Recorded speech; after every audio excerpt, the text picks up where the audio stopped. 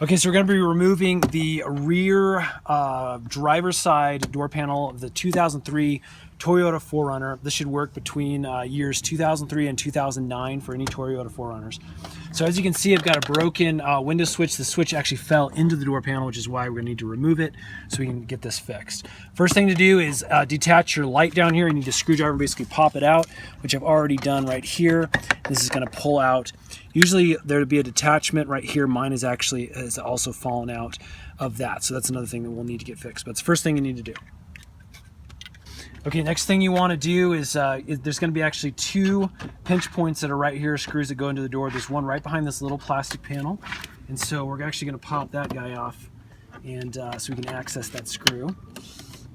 And you can see that little plastic groove pops off. And there's our one screw that we need to pop off. The second was actually located underneath this little padding, and that's pretty easy to just lift up. And a couple of clips that hold it in like that. And we're gonna go after this one with a Phillips head screwdriver.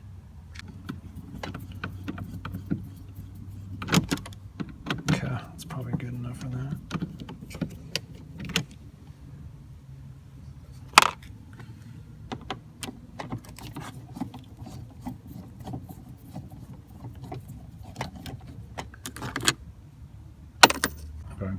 Okay, so now basically we're ready to remove the door. There's a couple ways of doing this. There is actually a nice tool that you can get.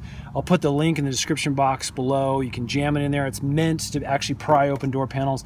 Otherwise, you can use a a flathead screwdriver. This is not the best because it has the potential to scratch, but at this point, it's what I have. So I'm gonna get underneath here and we're gonna pop out.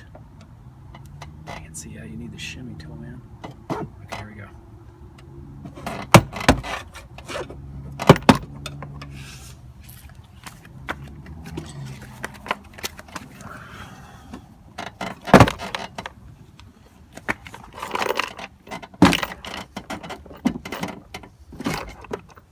Okay, now before you yank this completely off, you can see that we are going to have to detach one more set of wires that go right into our locking mechanism. So now because I'm going to be dealing primarily with the window, I'm actually not going to take this off. I'm actually going to set it down on the ground just so I can keep that in. If for some reason you're working on the lock panel, this is where you'll need to go.